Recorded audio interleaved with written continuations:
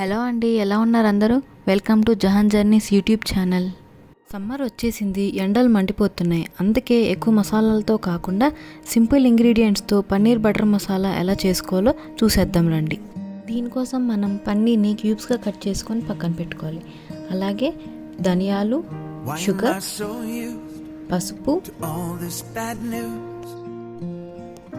కసూరి మేతి, 2 ఇంచుల దాల్చిన చెక్క, 3 యాలకులు, 4 లవంగాలు, కాశ్మీరీ రెడ్ చిల్లీ పౌడర్, సన్నగా తరుక్కున్న కొత్తిమీర, 3 మీడియం సైజ్ టమాటా ముక్కలు, వెల్లుల్లి రెబ్బలు, కట్ చేసుకున్న అల్లం ముక్కలు, ఫ్రెష్ క్రీమ్, కట్ చేసి పెట్టుకున్న 2 పెద్ద సైజు ఉల్లిపాయ ముక్కలు, 3 పచ్చిమిరపకాయలు, బటర్, జీడిపప్పు, కారం, ఉప్పు మరియు జీలకర్ర.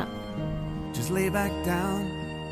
I'm telling you now why you should stay. ఇప్పుడు స్టవ్ ఆన్ చేసి కడాయి పెట్టుకొని ఆయిల్ వేసుకోవాలి. ఇప్పుడు ఆయిల్ వేడెక్కాక పన్నీర్ ముక్కలని ఒక్కొక్కటిగా ఆయిల్లోకి వేసుకోవాలి.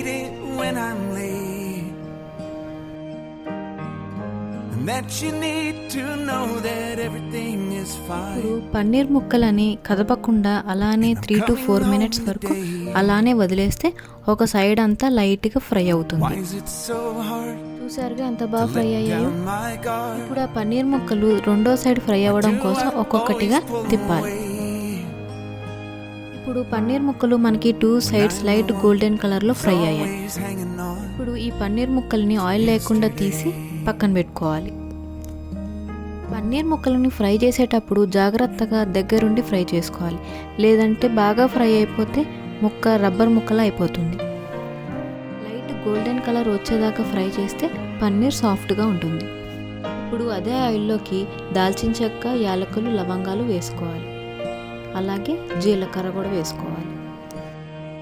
ఇప్పుడు ధనియాలు వేసుకోవాలి.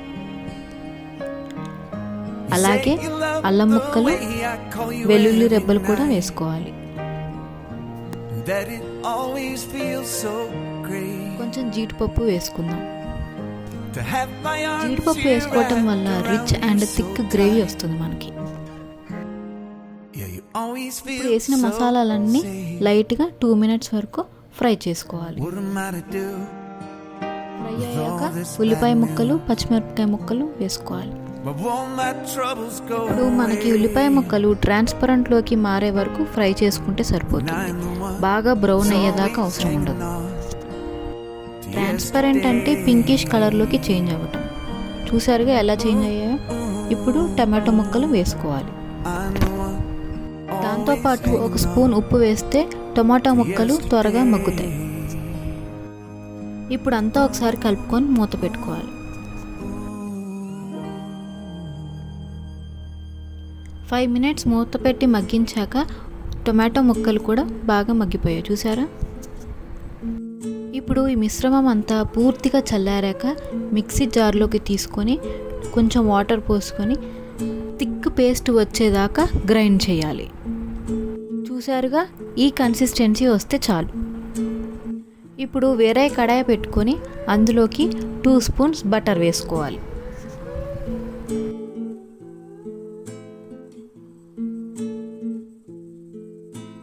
ఇప్పుడు బటర్ అంతా మెల్ట్ అయ్యాక అందులోకి చిటికెడు పసుపు, రెడ్ చిల్లీ పౌడర్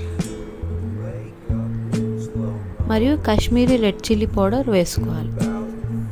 ఈ కాశ్మీరీ రెడ్ చిల్లీ పౌడర్ వేయడం వల్ల మనకి కలర్ ఎక్కువ, కారం తక్కువ ఉంటుంది. సో ఇట్లాంటి డిషెస్కి మనకి బాగా యూస్ఫుల్ ఉంటుంది ఈ కారం. ఇప్పుడు ఈ కారంని లైట్గా ఫ్రై చేసి అందులోకి ఇందాక మనం థిక్గా గ్రైండ్ చేసిన మసాలా వేసుకోవాలి. ఇప్పుడు ఈ మసాలాని ఒకసారి తిప్పుకొని లైట్గా ఫ్రై అవ్వనిద్దాం.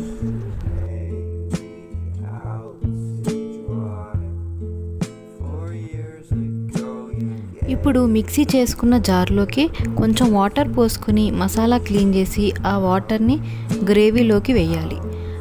మనకి ఈ వాటరే సరిపోతుంది. కావాలంటే మీకు కావాల్సిన కన్సిస్టెన్సీని బట్టి కొంచెం వాటర్ యాడ్ చేసుకోవచ్చు. ఇప్పుడు 1 spoon షుగర్, సరిపడా సాల్ట్ వేసుకోవాలి. షుగర్ యాడ్ చేయటం వల్ల మనకి టొమాటో నుంచి వచ్చే ట్యాంగినెస్ పోతుంది.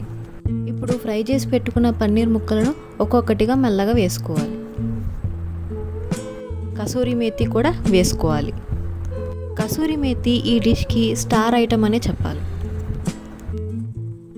ఇప్పుడు కొంచెం కొత్తిమీర వేసుకోవాలి.